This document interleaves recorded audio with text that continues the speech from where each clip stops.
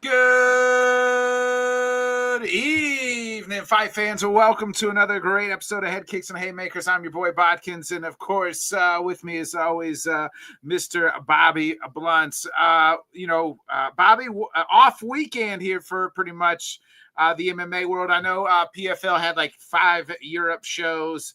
If you're into that type of thing, you're into that type of thing, but not like they're big names, no big news, no, those types of things. Speaking of news, though, Bobby, I'm sitting there Saturday, whatever day, might have been Friday, might have been Thursday, I don't remember. I was kind of scrolling on Twitter and I see President Donald Trump. And he's saying, this next year is 250 years. I didn't even realize that. America's been around, for the, since the United States. And next year, we'll have UFC White House, a fight. He said a fight. I don't know if we're going to get multiple fights, a fight, as in one, on the White House lawn. And the UFC kind of confirmed, hey, yeah, we are going to do a show, something of sort, at the U.S. At the White House lawn, and maybe I don't know how the hell they're going to do that. Is it my biggest fear? So, well, let me get to. Then after that, you got John Jones saying he's back in the testing pool. He wants to fight at the White House. Here comes Conor McGregor waving his flag to fight at the White House.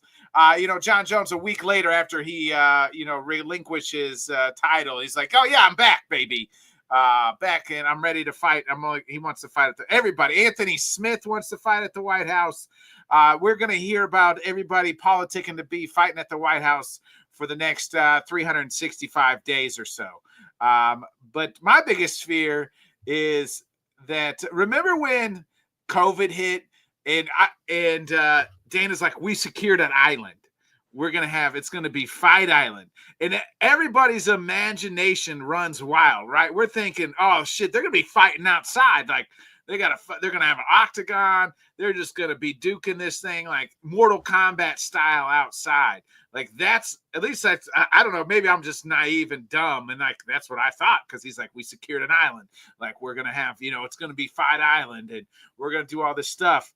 And obviously, like, my biggest fear is like, oh, shit, like, they're just going to put an octagon right in front of the White House lawn and let two boys go go at it.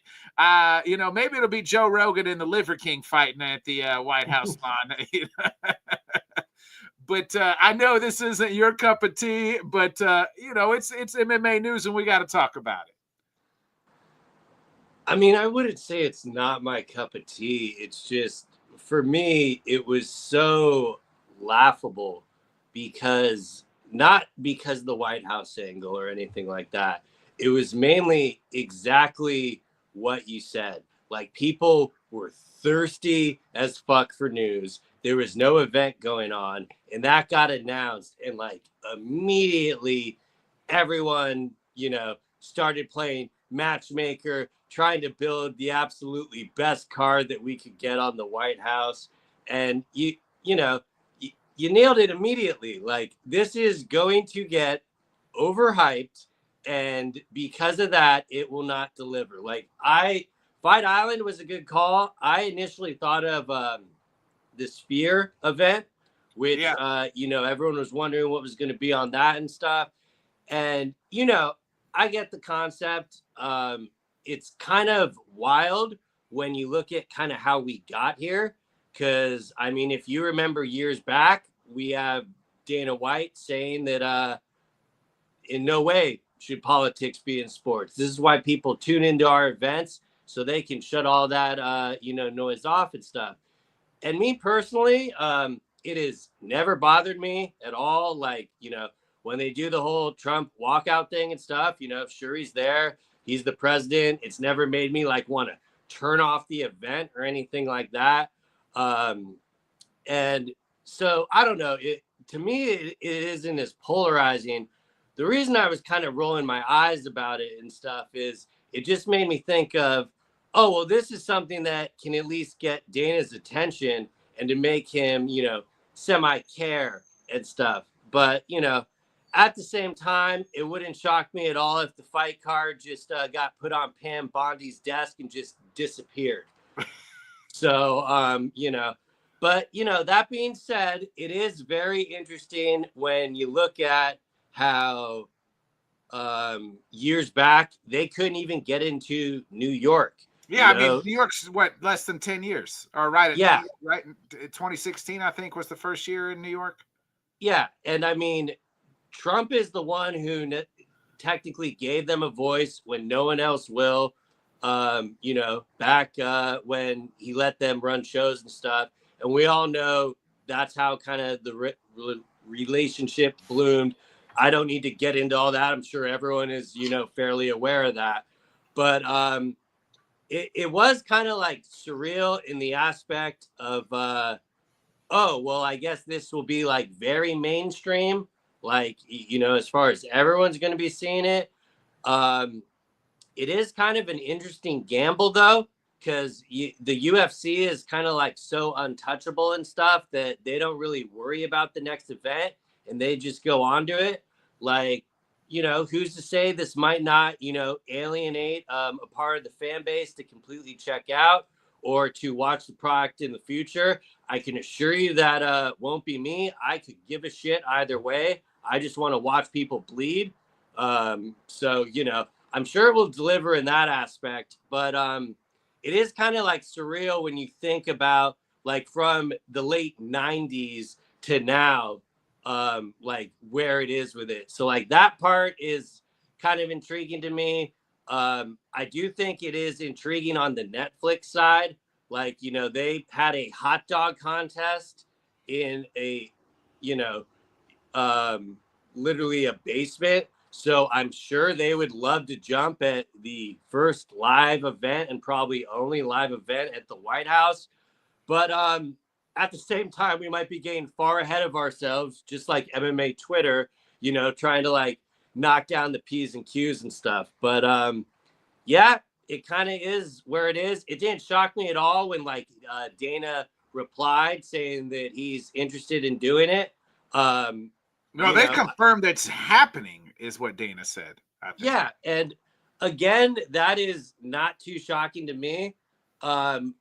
It kind of like makes me think of the Times Square thing that Turkey Al Sheikh did when like everyone heard it and was like, "Whoa, how's this going to be?" And realistically, I think it's just going to be a generic, lifeless environment in front of the White House because. So it'd be like the Apex. Exact. And like, I don't expect anyone to be there except the elites of the elite. Like, I don't think in any way they'd be doing tickets. No, I don't think so either. I agree with that. I think it's going to be like senators and presidents and former presidents and, some people may be on a certain list that they told us that's not a list anymore. Those type of people. Yeah, and I could totally see them doing kind of like a hybrid fight card. Like in no way would I think it would be like a prelim card and then like a full main card.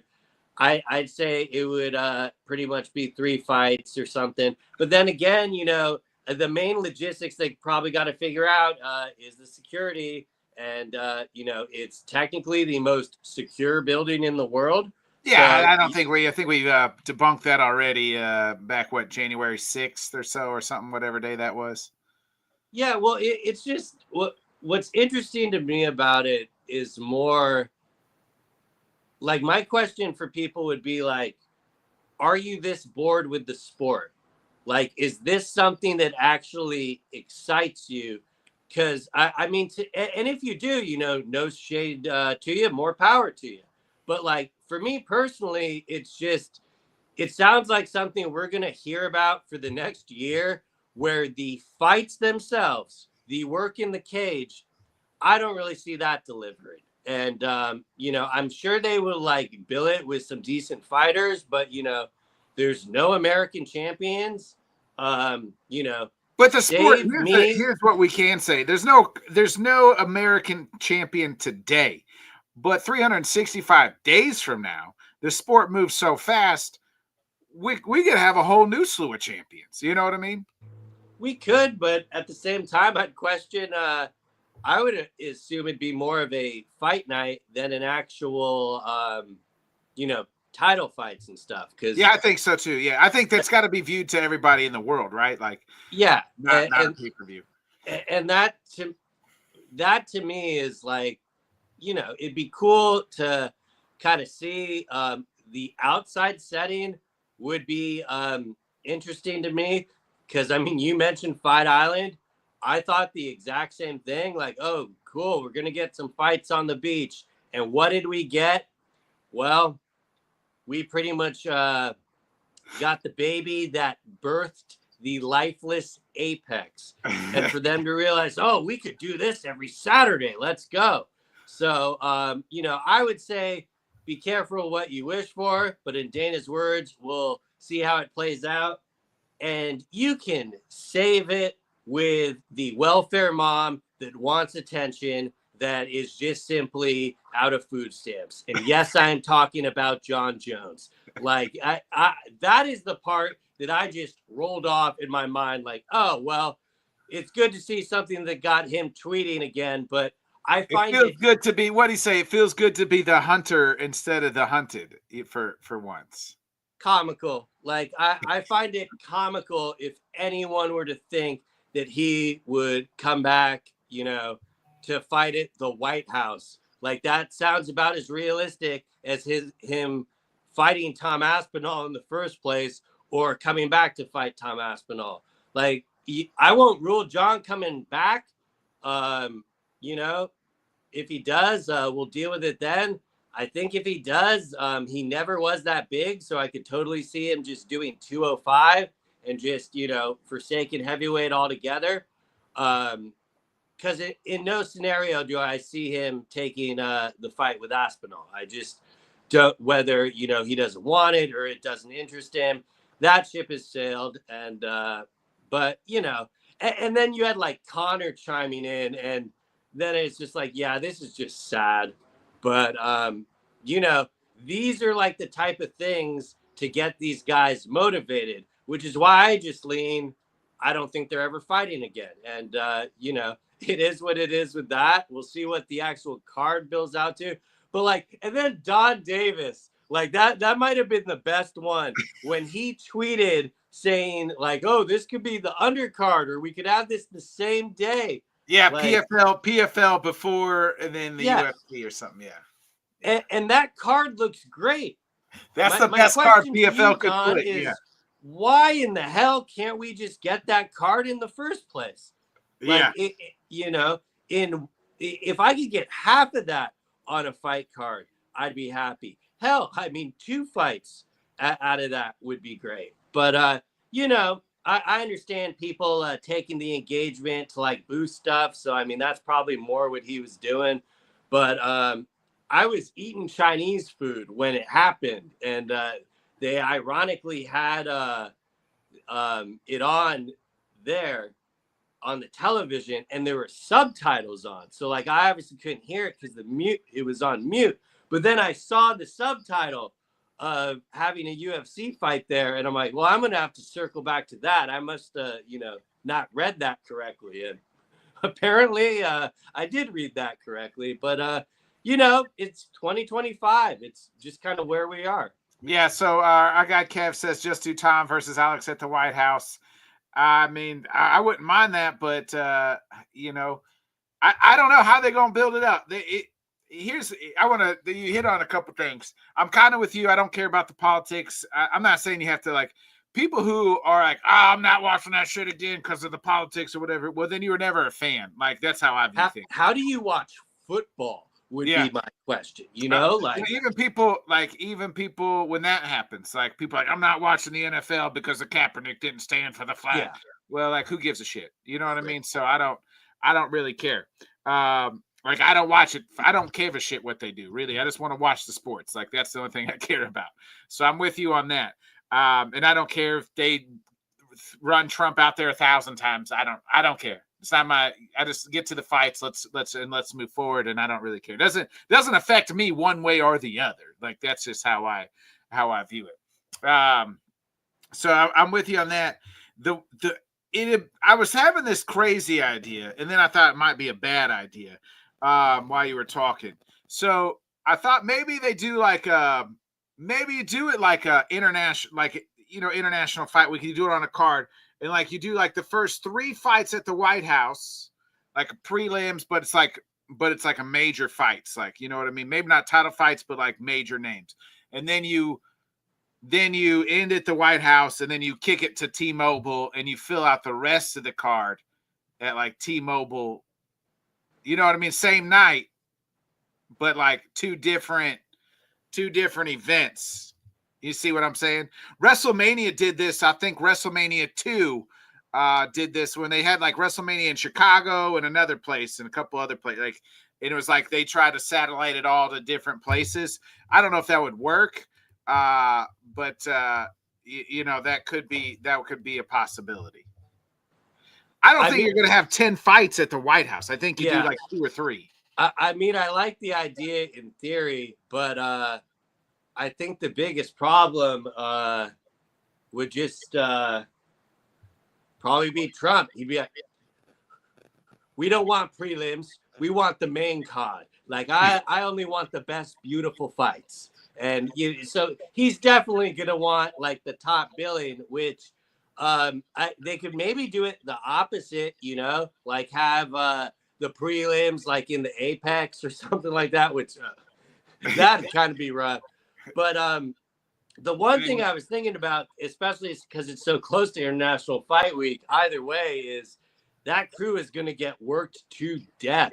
Because like normally, like we had this last week off, that's normally completely for the staff because they're just literally working 365 every other week. So yeah, I'm sure they could make it work.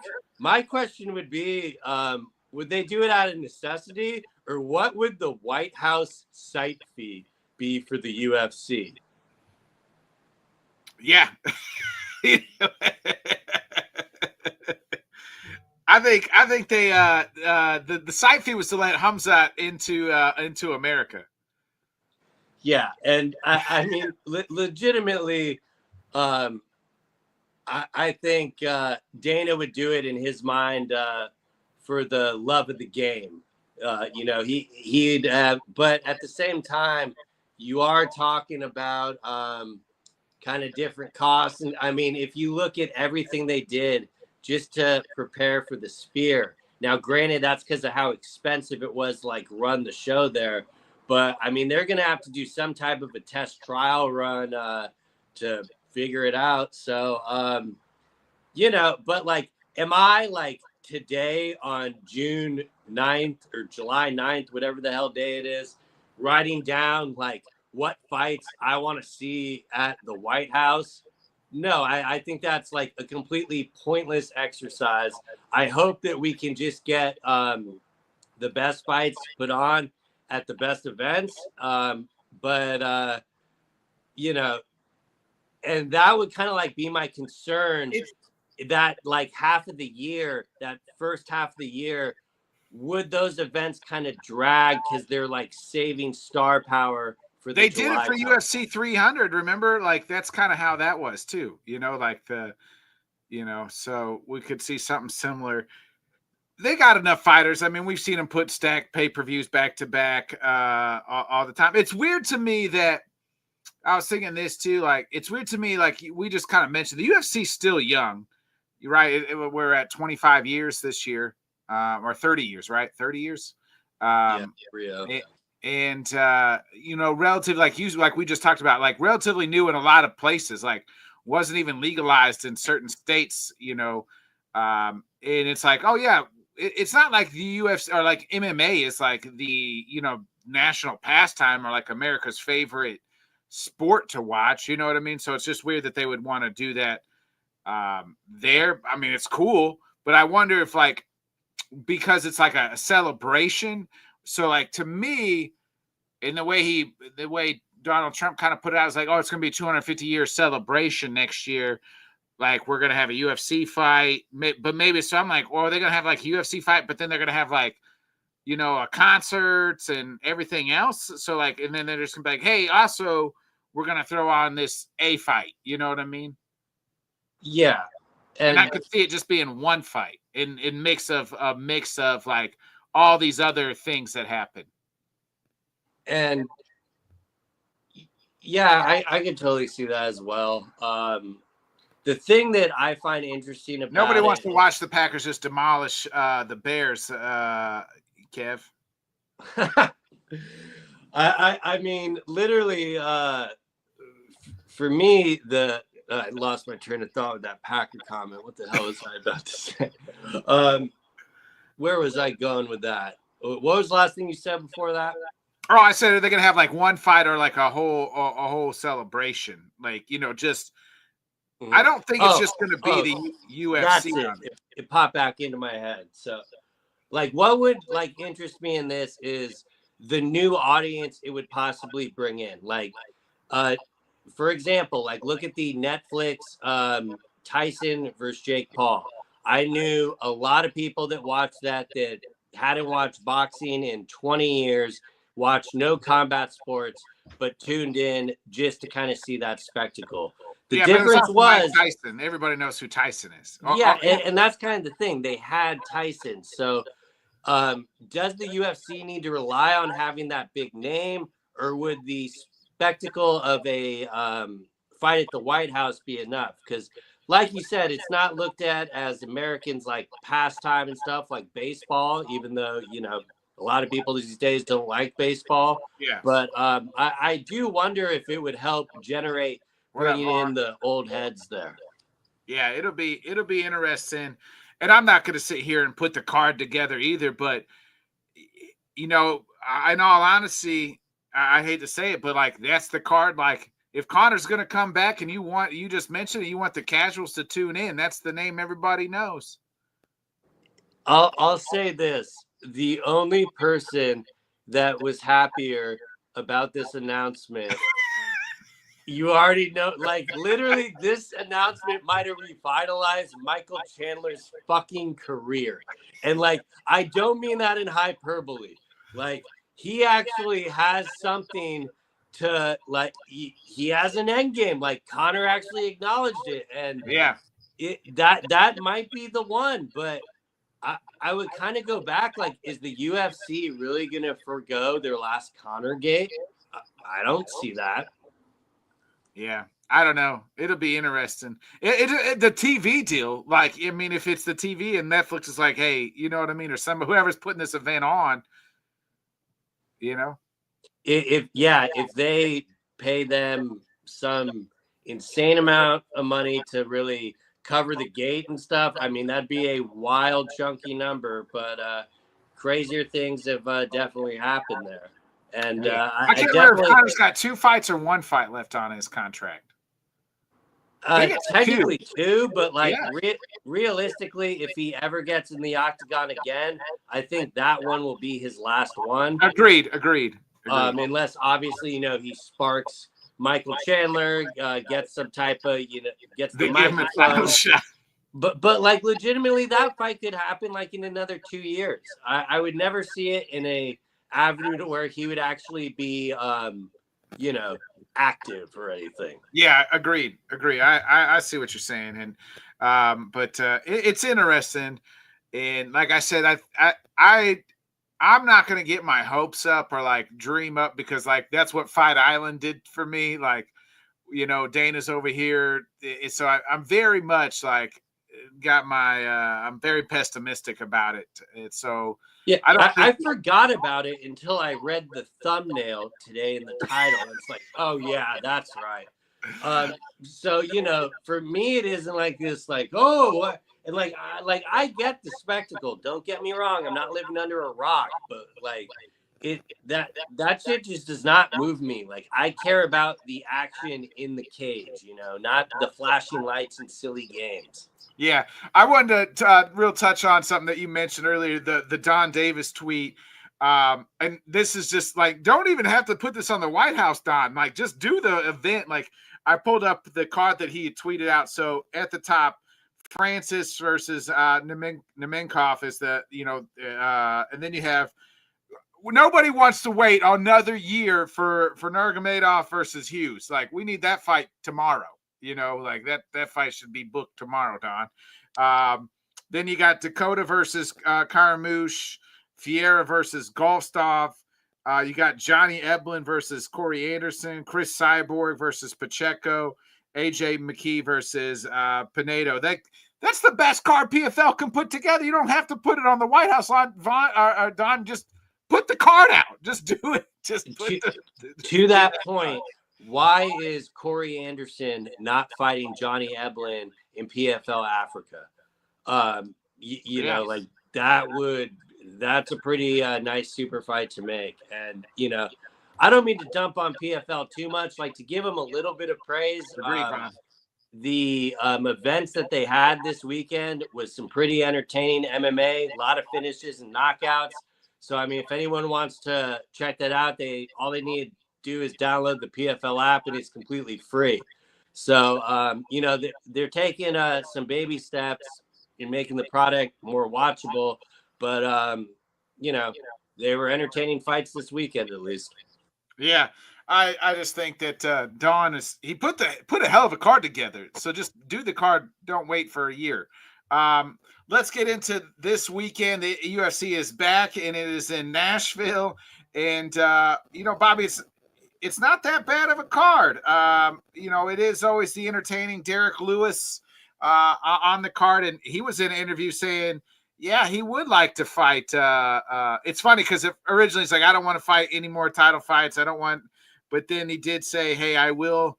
I will fight Tom Aspinall for the title. We need to get that done. So, and either, you know, in the heavyweight division, you're only 1 or 2 wins away, and for a guy like Derek Lewis, who's been around, he could just be 1 away. You know, he's a big name, a name that everybody knows, has been there and done that.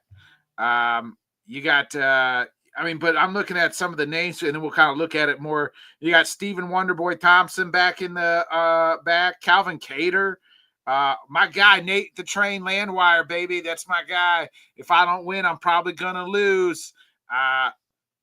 Bobby, and that one is the one I like really circled. Like, ooh, okay. I'm looking at all the odds here. Nate the Train, dog. Calvin Cater plus 100. Stephen Wonderboy Thompson plus 325. Derek Lewis plus 225. I mean, that's some dogs on this card that's worth picking. Yes and no, for sure. Like, I saw it, and it's very hard for me to ride against Nate the Train. However, I am very, very high on, I think he goes by the Last Pirate. I'm going to butcher his last name, but the Frenchman, Morgan Cherry. That is, I'll take it, Junior Witt. Thank you. That definitely, but yeah, no, he's exciting. But the interesting part about, I love the matchmaking in that fight, because you know Nate the Train is always game and is a dog. And like he says, you pretty much got to kill him to get him out of there. Yeah. So the line did see a little steep, but I kind of get it with the performances that this kid has been kind of turning in. But yeah, like you said, there are quite a bit of dogs on the card if you want to do some betting for sure. Yeah, I mean, Morgan Cherry's 20-11. Nate the Train's 18-6. You know, I'm just kind of looking at this matchup alone. Like, I mean, I didn't realize Nate the Train's 37 years old. So, dang. I mean, he's 1-2, lost 1, and then lost. Nate lost his last time out. Cherry here he's been on a run. Really, I guess he lost his last time out to Nathaniel Wood. You know, he's also like he's 3-2 in his last 5. So, you know, yeah, I mean, the cards improved dramatically from 2 weeks ago when I looked at it. Like, when I was looking at it before 317 happened, it was like, we're coming off the layoff with that. But, you know, time heals all. And I don't think I'll warm up to 318 this way by any means, but then again, will catch me there as well. So we'll see. Yeah, I mean, this fight, the top of the card, Derek Lewis versus Teixeira here. Teixeira is 8-0. He's last time out. He beat Junior Tafa in the first round. This is only his second fight in the U. Really, I mean, at a Contender Series fight, but so it's kind of his second fight here, and he's getting Derek Lewis, who's obviously fought the who's who in the heavyweight division. Derek won his last time out. He was before that, he's kind of lost 3 out of his last 5, but it's Derek Lewis, man, and he's always going to be entertaining. He's always going to be in a fun fight, and they're always going to fight. It's always going to be a scrap. Yeah, when they announced this originally, I was like, oh, I don't want to necessarily say fast tracking the kid, but yeah. This kind of screamed to me like we need a main event. Derek Lewis has a number, but he's always game in these type of fights, so it should be a pretty entertaining heavyweight fight.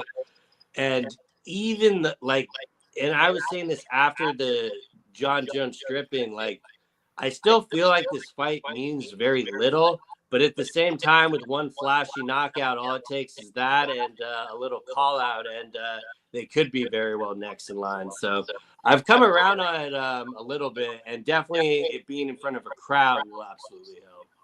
Yeah, Derek hasn't fought in over a year, which is wild.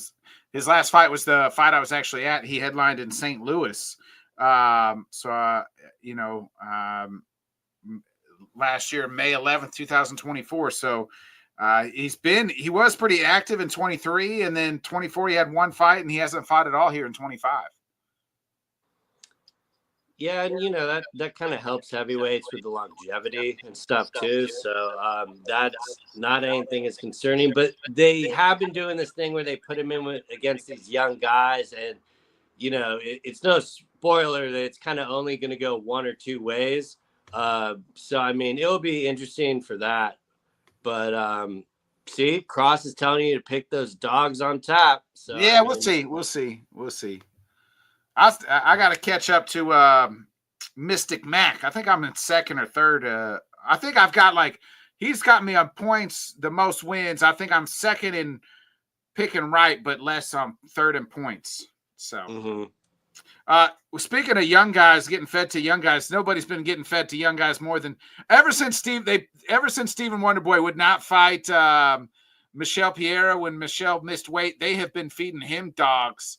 Well, not only let's add, he wouldn't fight, and then he asked for his pay very publicly.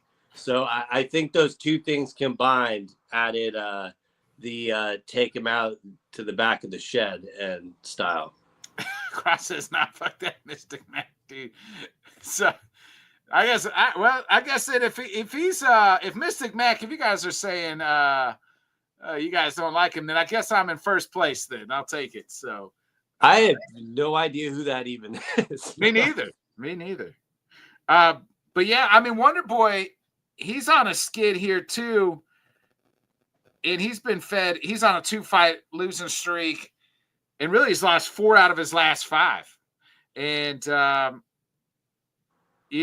he's lost. I mean, and he's been fed Bilal, Kevin Holland, Shavkat, Joaquin Buckley. So and then they're giving him a guy, this Bonfrin, who is 17-1. He's coming off a win off of Chaos Williams last time out. So they're trying to fast track this guy. So they're just oh, you're young and up and comer. Here, beat up on old Wonderboy, 42-year-old Wonderboy. Yeah, it's always interesting when they do this though, because he is so great at point fighting and stuff. But yeah, I mean, you saw it in the Buckley fight. He was having success, probably winning, and but then he eventually got caught. And Wonderboy a few years ago, you almost couldn't imagine that happening. So unfortunately, I think it very well might be more of the same here. But at the same time, he's too nice of a guy to, really count out, but he's definitely still one of those old heads still going at it. And I don't know where his contract was at. He was talking about it coming to an end. I'm not sure if it's at this fight or if he's got one more, but he's definitely someone I could see fighting in a different organization too. I mean, it seems like he wants to keep fighting. Yeah, I think Karate Combat is calling his name. Oh, I didn't even think of that. That's a great shout. I was legitimately thinking of like PFL and stuff, but yeah, I definitely think he would love to test the waters of Karate Combat. That definitely seems like his cup of tea. Yeah. I didn't realize how bad of a skid Calvin Cater's been on. It like at one time he was kind of fighting the elite at featherweight. He's lost his last 4. He's on a 4-fight losing streak. Now the names he's lost to, like he lost a close split decision to Josh Emmett, lost to Arnold Allen, lost to Aljo in 3 of those. So like it's not like he's losing to like the bottom of the rankings here, but like he needs to kind of get back on track here against Garcia. But I mean Garcia is 17-5 and is the favorite here. And Garcia has been on quite the run. So Garcia's won his last 6 in a row. Yeah, and you kind of said it there, like that division is no joke. So I mean, it's not shocking to have like that type of a skid when you're fighting those type of fighters. But yeah, that Garcia is definitely going to be a tough task. But Calvin is very good at kind of bringing the dog fight out. So I would expect it to at least be fairly entertaining there. But yeah, I don't know. It would be a great story for him to come back and win for sure. Like after being on the four fight skid and kind of getting some matchmaking, like they're feeding him to the wolves and letting people remind. Was his last fight against Emmett, or it was against like Lerone Murphy, or who did he fight last? His last fight was against Zala. Oh yeah. Oh, and that was the rough one too, because I remember a lot of people were heavy on picking Cater, and that dude just fought on the outside the entire time and made I don't want to say easy work, but he did not lose a single round, and it went to decision, and then people want him to be more active and take risks and get knocked out and stuff. And I mean, the guy did his job. Actually, that's someone I'd love to see, like Lerone Murphy or someone fight. I think stylistically that, it might look like a bit of a point battle, but, as long as you put it in the apex, it'll probably help close the distance a little bit. Yeah. Real quick, just kind of close it out. Junior Tafa making his light heavyweight debut. He looked pretty in the photos. He looks lean and he looks pretty fit. Like, I mean, from what he was at heavyweight now, so.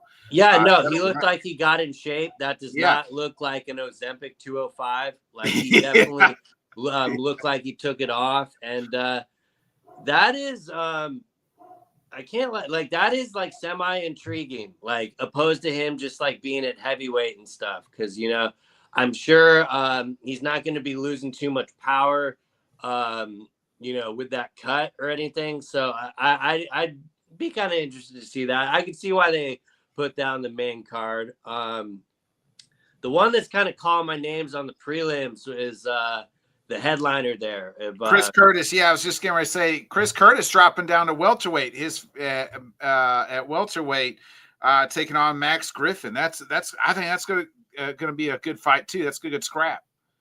Yeah, I mean, I think the fight will be a lot better than the odds are reflecting. I know. Yeah, heavy favorite for the Action Man. Yeah, and I kind of get it too, because like seeing him drop down, he's kind of always seemed to be. He always seemed a small 185er. He always like him and Joaquin Buckley to me are the same. Like very like you're too small to be fighting at 185. Yeah, but at the same time, he was always kind of, maybe it's why he looked so small. He was always kind of in shape and stuff. So him dropping to 170, I don't think that's going to kill him too much. I think he'll be able to handle the cut pretty decent. I don't know if he's ever fought at 170. Off the top of my head, it's always been 185. What's he saying? He says Curtis at welterweight is weird. He did lose there in the PFL after all. So I don't know if he. Let me check his. I don't know if he on here if it'll show if he fought at welterweight. So, but yeah. Every fight I can think of was always at 185. So because I remember him and Strickland have always been in the same division. So hey, Don Davis, shout out. Let's real quick. That kind of wraps up the Nashville fight. Oh, wait, let me. Let's pick the main event at least, Bobby. Who are you riding with?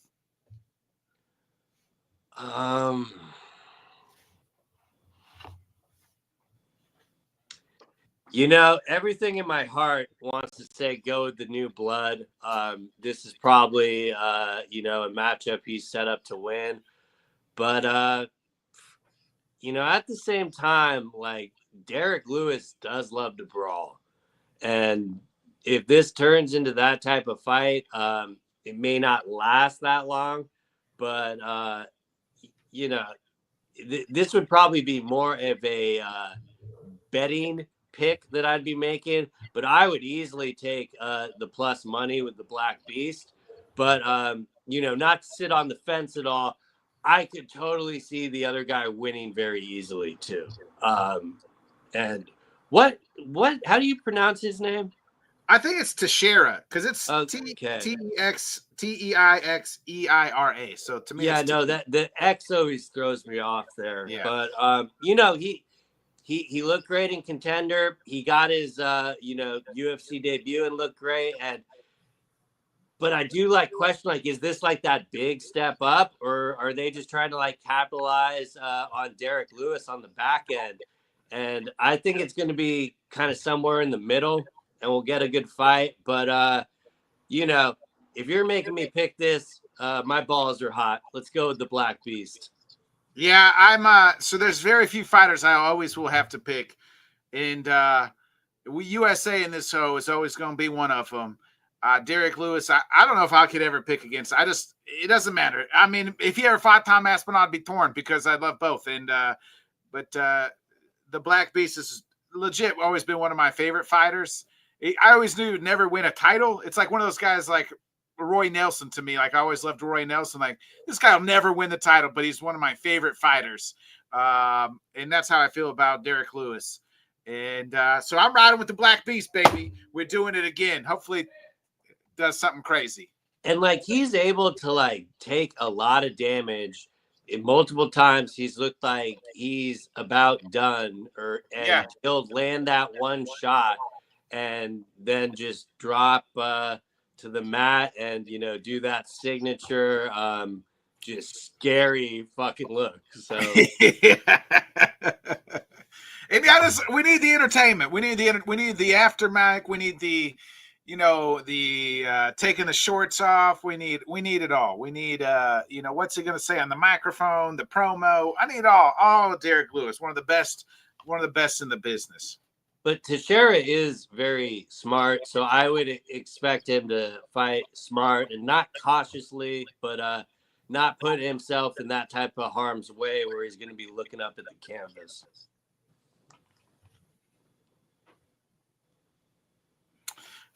Yeah, I think so too. Let's move into, before we get to Saturday, we got to get into Friday live on Netflix. It is Katie Taylor versus Amanda Serrano 3. This, I thought I had the second fight, my fight of the year.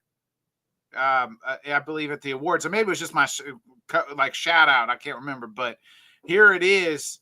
All women's card. I think they said 20 titles are on the line or something like that. It's like a record for most cards. most titles on the card.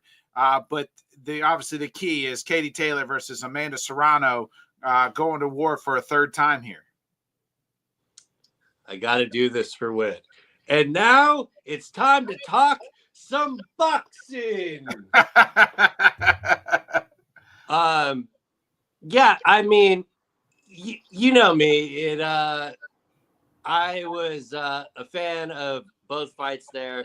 The last fight really saved my viewing experience from wasting my night of watching that atrocious main event. And we kind of know the fight we're getting, so I don't really think there's too much to break down there. What I'm more like curious about is how will this transfer? You know, because the ladies were very fortunate to be on that co-main event. Like that was very smart kind of move there to put them on there, and it gave them you know, the shine. It was like one of the few real fights that was actually on that card. And it was the best fight of that card. Yeah, and like from there, Netflix supposedly like immediately came in and wanted to sign this fight immediately and have the rights to it. I've heard a few different things. I heard the main reason Netflix took this fight was to get their foot in the door on another Jake Paul fight. So, you know, I could kind of believe either or there. I'm not really trying to sell them short at all. I do think they believe to be headlining this event. I think it's cool that they're doing that. But I do wonder, like, how it's going to transfer to actual numbers. Because, you know, we're, like, engulfed in this shit. So we see it all the time. But I've seen very little of like promotion and stuff. Is the casual person just going to tune in on Friday to watch it?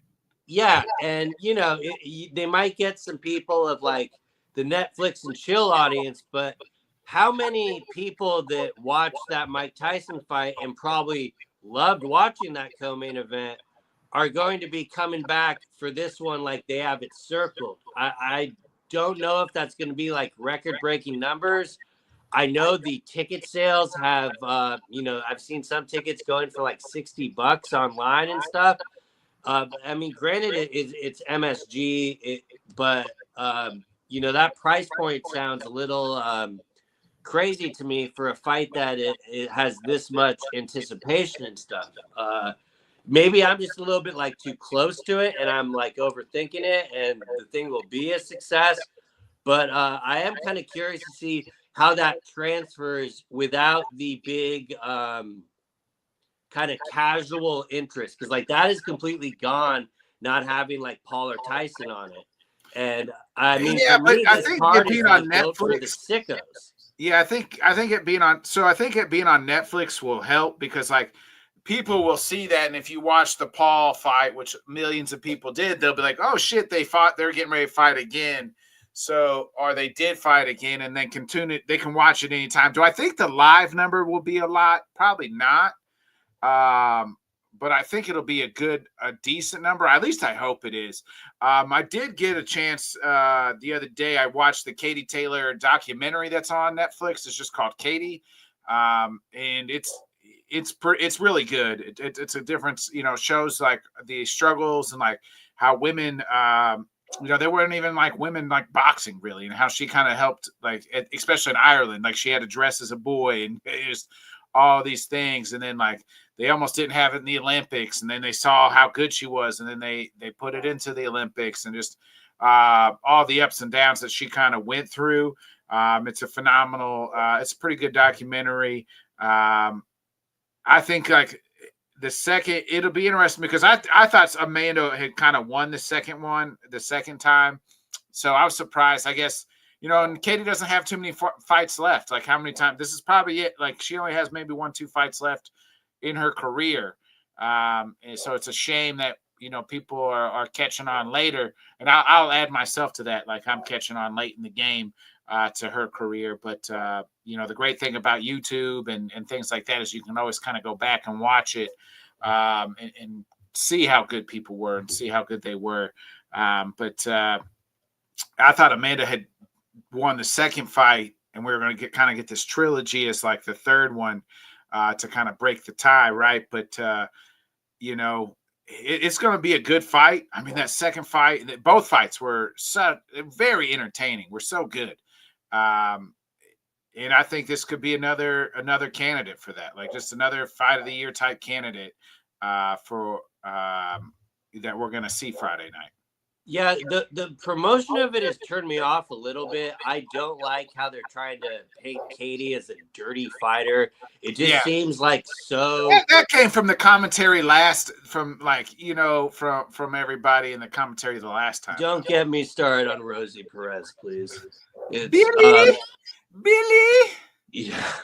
But like, I don't know, like to me, because like everything in the buildup when you're seeing the two of them is, all respect and love and everything. But then, and Nikis is going to promote. So like, that's his whole thing. But I don't know. This is a real good boxing match. We don't need that. Like, I don't think any of that bullshit is going to get anyone else to tune in. Like the people that are tuning into this know what they're going to see. And I think it was smart of them to put that documentary on Netflix because it wasn't available in the States up until then.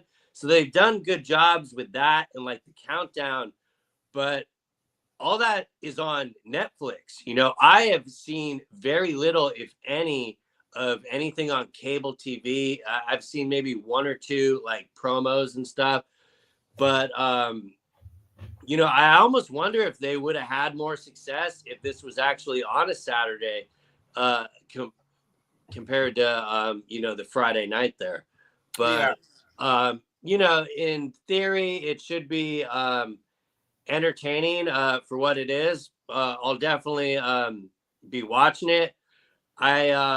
I do think if Katie wins, it will definitely be her. She'll probably retire in the ring because I don't know how you can get any better moment than winning a third fight against her mainly because it's in Madison Square Garden. Why I think she would maybe call it.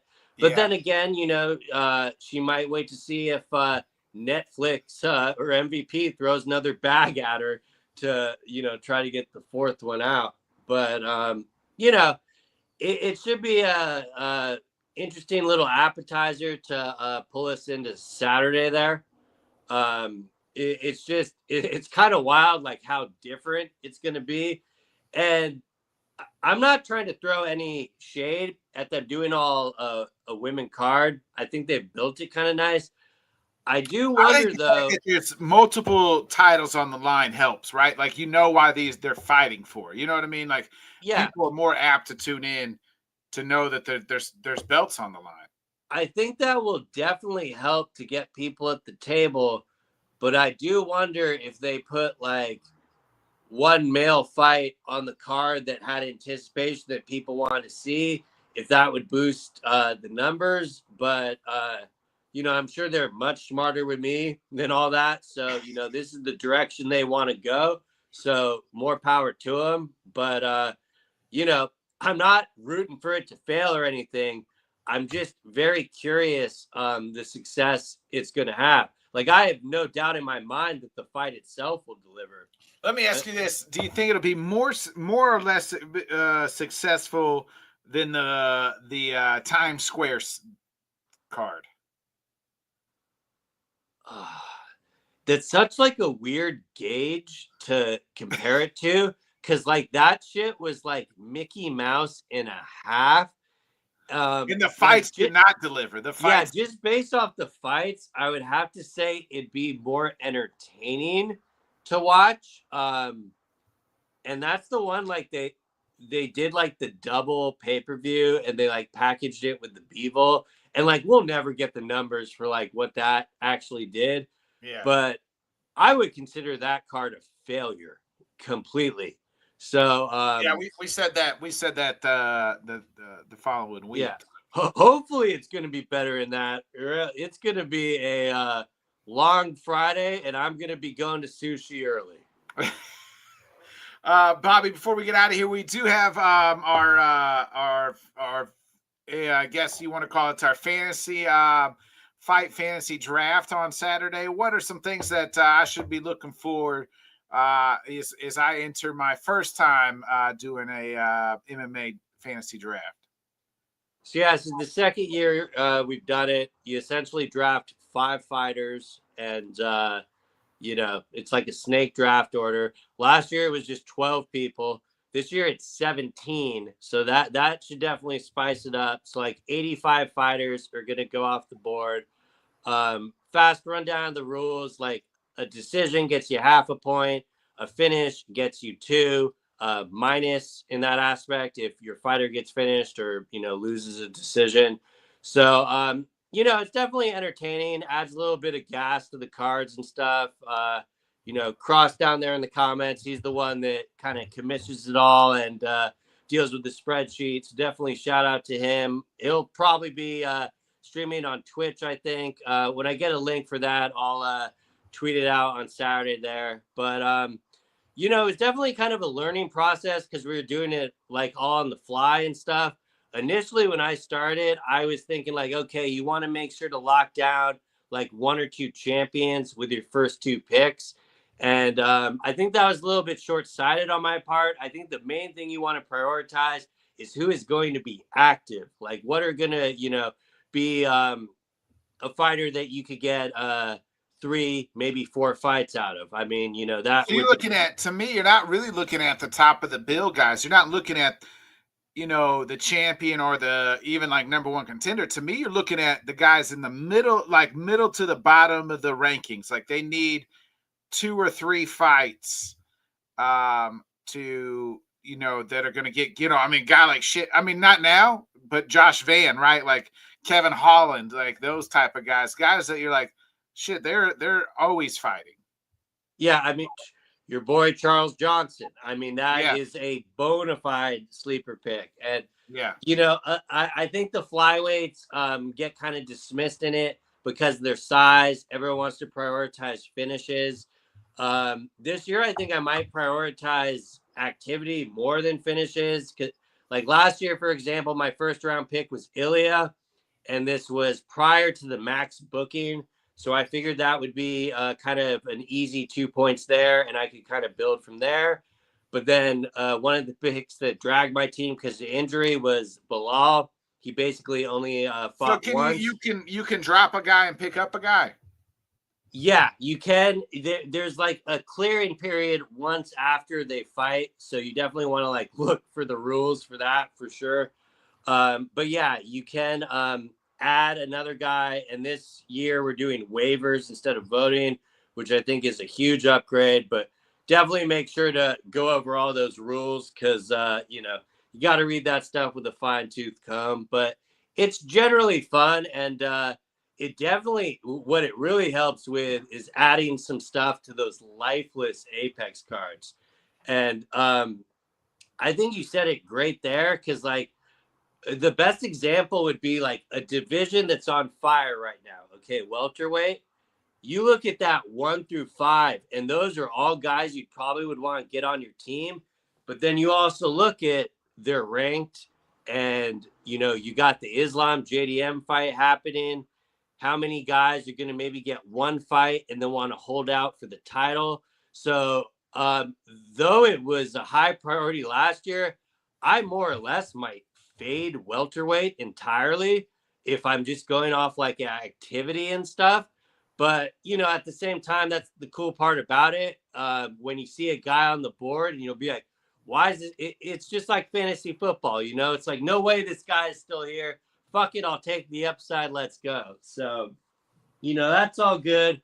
Honorable mentions, I'd say, because like Tom Aspinall got drafted last year and never fought. But I would have to say, with how the heavyweight division is, he would easily be a first-round pick, in my opinion. John Silva would easily still be a first-round pick. I mean, he's already booked. Diego, too. I like Diego a lot. He's a guy and like this is where it gets like very interesting because like your personal like bias of like how you like a fighter might make you fade a fighter like a round or two because of that. And my best advice would just be kind of go with your gut and what you think is going to happen. Like that's kind of, what you need to chalk up, kind of similar to like what we do with fantasy football when we're predicting off that. But,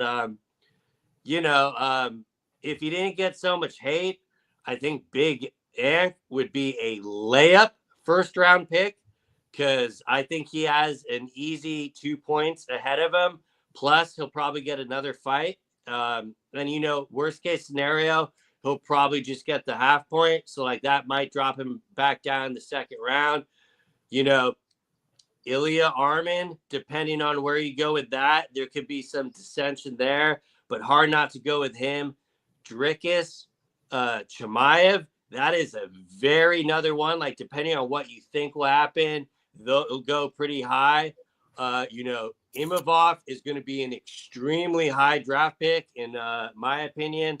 And then, you got some sleepers, like Nico Price absolutely could be one. Marcus McGee, I know a lot of people are hating on him for getting that Jan fight even. But, like, these are the names that are, like, going to fall because no one's going to want to touch them because they're going to be under the assumption you want to lose. They're going to lose. So, I don't even care. I want guys who are active like that. I want guys who are going to fight 2 to 3 times a year. Yeah. That's the thing. It's like DDP's only going to fight twice, maybe. Chimaev once, maybe. You know what I mean? I mean, those top 3 names at middleweight, Dricus, Chimaev, Imavov, I do think we could get 2 to 3. Like, Dricus has been a pretty active champion. I do agree, like, Chimaev is the one where you're going pure upside, but you are probably forking in quite a bit of activity. But at the same time, if he wins the title, that will probably help you with that. And let's not sleep on the flyweights. I mean, Pantoja absolutely should be a first-round pick. And, I think Joshua Van should be drafted just as high up there. Like, even if fights like 3 times a year too.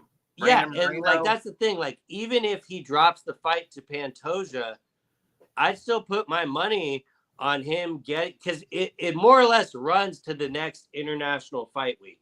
So I could completely, like, that'd be a guy I would completely be fine with sitting in the cool down period until he got booked again, because he'd probably want to get one.